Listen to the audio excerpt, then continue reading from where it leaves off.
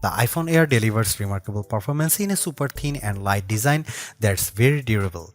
I especially like getting A19 Pro power in something this compact, but you have to make some trade-offs for the steep $1,000 price.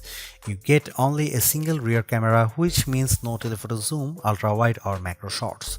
And while the Air's battery life is solid, it's a few hours behind the iPhone 17 Pro Max.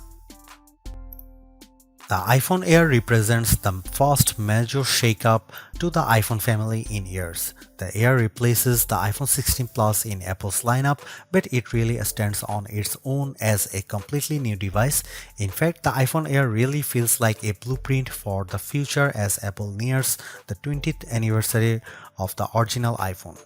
Measuring 5.6mm, the iPhone Air is the thinnest phone in the world that's not a foldable, and yet it feels very sturdy thanks to its titanium frame.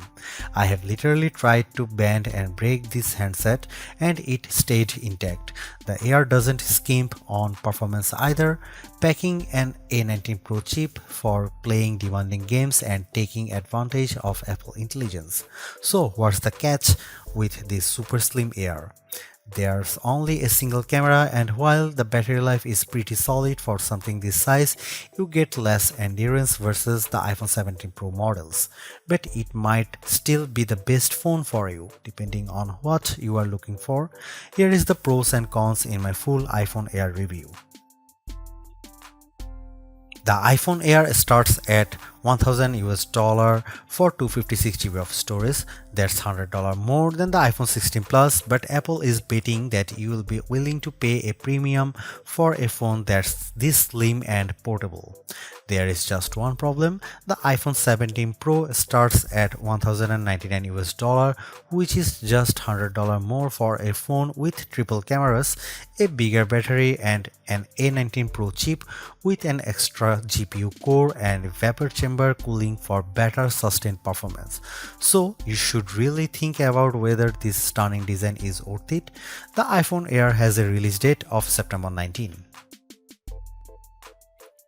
The iPhone Air is so thin and light that you are worried for its safety when you see it from across the room, but you will feel reassured when you put it in your hands. Measuring just 5.64mm thin, the iPhone Air edges out the Samsung Galaxy S25 Edge for the thinnest phone we have tested. The Air is so thin, in fact, that you might forget it's in your front pocket. Well, the whole device isn't this thin. The plateau or camera bump runs across the top of the device and jutes out. At least it doesn't wobble on a table when you press down. Apple purposely crammed all the major components into this area to make room for a larger battery down below. The iPhone Air comes in sky blue, cloud white, light gold, and black. Frankly, the black color makes the design look cheap and not as thin. I preferred the sky blue model I tested, which does a better job of showing off the Air's thin profile. Some have complained that the titanium frame is too shiny, but I don't agree. If you are worried about the durability for a phone this thin, I think you can rest easy.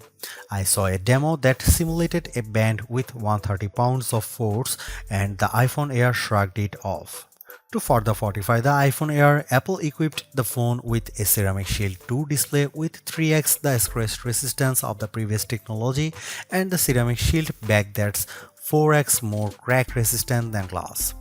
It is worth noting that the iPhone Air has a single speaker integrated into the earpieces compared to dual speakers for the iPhone 17 and 17 Pro series.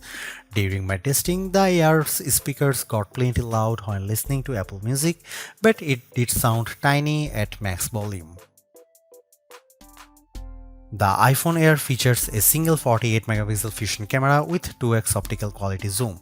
No telephoto, no ultra-wide, but it is a pretty strong performer based on my testing. Just don't expect much more from the 10x digital zoom. The iPhone Air does bring some cool new camera features to the table that are also available on the iPhone 17, 17 Pro and 17 Pro Max. This includes an 18MP center stage front camera that leverages a square sensor to let you shoot landscape selfies without having to flip the phone in your hand. Here are some camera samples of the new iPhone Air.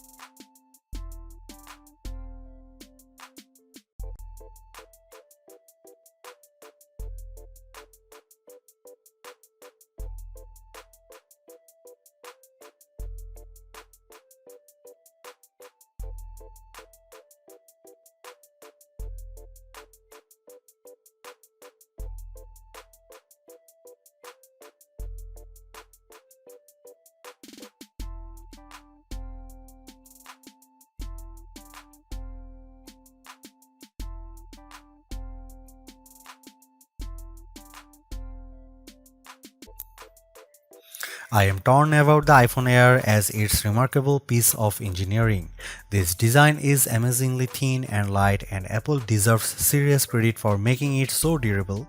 It feels so strong, I don't think I would bother with a case. I also like how well the iPhone Air performs. No, it doesn't have the graphics might or sustained performance of the iPhone 17 Pro or Pro Max, but it's faster than the Galaxy S25 Edge and remains fairly cool under pressure, and it offers better sustained performance than Samsung's slim phone.